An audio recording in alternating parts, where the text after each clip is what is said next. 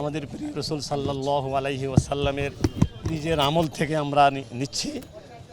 মিশকাত শরীফ সহ বুখারী শরীফ এবং অন্যান্য হাদিস গ্রন্থে এ সম্পর্কে স্বতন্ত্র পরিচ্ছেদ রয়েছে, স্বতন্ত্র পরিচ্ছেদ যে আল্লাহর রাসূল এইভাবে অনাবৃষ্টির সময়ে ইস্তেসকার নামাজ পড়েছেন, তারপরে বয়ান করেছেন, খুতবা দিয়েছেন, তারপরে ওই চাদর একটু পরিবর্তন করে উল্টে দেয় সেটাও করেছেন। এটাকে বলে তাহবিলে রিদা করেছেন, তো বৃষ্টি হয়েছে। এবং পরবর্তী রসুল পরবর্তী সাহাবায়ে কেরামের যুগ থেকে নিয়ে পর্যন্ত সর্বযুগে অনাবৃষ্টির সময়ে এভাবে ইস্তেসকার নামাজ পড়ার যে প্রচলন, এই সুন্নাত অব্যাহত আছে। হযরত হাফিজ হুজুর রহমতুল্লাহ আলাইহি তিনিও কিল্লার ময়দানে ইস্তেসকার নামাজ আদায় করেছেন 1975-76-79 ঘটনা।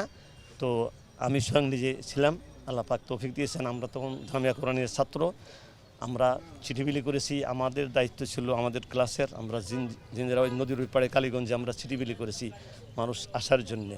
তারপর কিল্লার মাঠের ভিতরে তখন এই রোড আর বাগান ছিল না, আমরা চুনা দিয়ে কাতার করেছিলাম। হাফিজ হুজুর নামাজ পড়িয়েছিলেন, ওদিন বিকালেই বৃষ্টি হয়েছে। আলহামদুলিল্লাহ, ওদিন বিকালেই, মানে একটু পরেই বৃষ্টি, মুষলধারে বৃষ্টি। তো এর ফলাফল দেখা যায়। এখন আমাদের অবস্থার পরিপ্রেক্ষিতে অনেক সময় দেখা যাবে বৃষ্টি হয় নাই বা দেরিতে হয়েছে, এটা একেবারেই খারাপ কিছু না। আল্লাহ পাক দিবেন, কখন দিবেন আল্লাহ পাক চান। বিপদ দিয়ে আল্লাহ পাক বান্দাকে বিপদ দিয়ে চান যে আমার এমনি তো আসবে না, তো বিপদ দিয়েই তখন আসবে আমার কাছে, চোখের পানি ফেলবে, আল্লাহ পাক সেটা চান।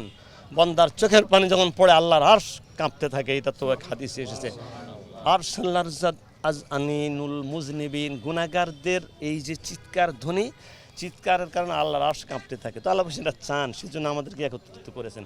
বৃষ্টি যদি নাও হয় তা তো এটা কোনো অমঙ্গলের কিছু না, অকল্যাণের কিছু না। এই যে আমাদের কান্নাকাটি, এটা ইনশাল্লাহ হাসরের মাঠে, কবরে, হাসরে, জান্নাতে ইনশাল্লাহ আল্লাহ পাক দেখাই দিবেন। আর আল্লাহ পাকের মেহেরবানি, দুনিয়াতে প্রয়োজন মনে করলে বৃষ্টি দিবেন, যেখানে যে পরিমাণ দরকার দিবেন। না দিলেও কোনো অসুবিধা নাই, দিয়েও আল্লাহ কল্যাণ, দিয়েও কল্যাণ, না দিলেও কল্যাণ। সর্বাবস্থায় আমাদের খুশি থাকতে হবে। রেজাবিল খাজা মানে আল্লাহ পাকের ফয়সালার উপরে খুশি থাকা ওয়াজিব। এই সম্পর্কে একটা হাদিসও রয়েছে তানজিমুল আস্তাদ গ্রন্থে, মাল্লাম ইয়াসবির আলা বালাই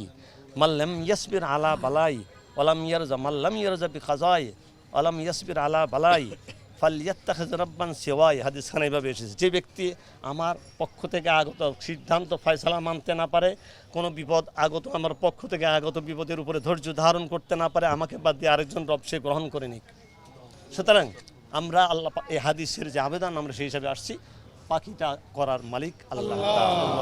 তিনি হুসাইনিয়া আশরাফুল উলুম বড়কাঠা মাদ্রাসা সম্মানিত শেখুল হাদিস, দীর্ঘদিন যাবৎ তিনি বুখারী শরীফ পড়াচ্ছেন।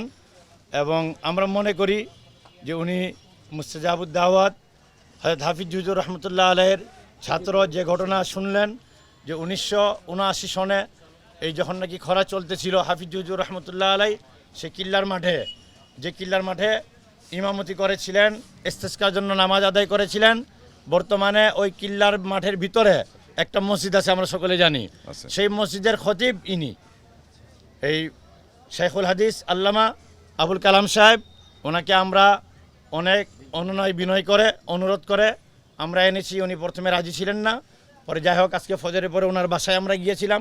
ওনাকে বলছি যে হুজুর, আপনি তো সাক্ষী আছেন, সেই হাফিজ হুজুর রহমতুল্লাহ আলাইহি জামানার মধ্যে যে ইস্তেসকার নামাজ হয়েছিল এবং নামাজের পরে বৃষ্টি হয়েছিল, সেটার মধ্যে আপনারা যদিও তালেবে ইলম ছাত্র ছিলেন, কিন্তু আপনারা সাক্ষী আছেন সেই দৃশ্যের। সুতরাং আপনাকে আমরা নিয়ে যেতে চাই। সে হাফিজ হুজুরের সাথে আপনি শরীক ছিলেন, তখন বৃষ্টি হয়েছিল। আশা করি আমরা আপনার সাথে শরীক থাকব, আপনি ইমামতি করবেন, আপনার ইমামতিতে নামাজ হবে এবং ইনশাআল্লাহ আজকের প্রজন্ম তারা সাক্ষী থাকবে যে আল্লাহ তাআলা বৃষ্টি দান করেছেন। আমরা ইনশাআল্লাহ মনে করি যে এখনই হোক অথবা একটু দেরি করে হোক, আল্লাহ তাআলা অবশ্যই আমাদের কান্না শুনেছেন, আমাদের দোয়া কবুল করেছেন। যখন আল্লাহ তাআলা মনে করবেন আমাদের জন্য এখনই বৃষ্টির প্রয়োজন, আল্লাহ তাআলা অবশ্যই বৃষ্টি দান করবেন। আমিন।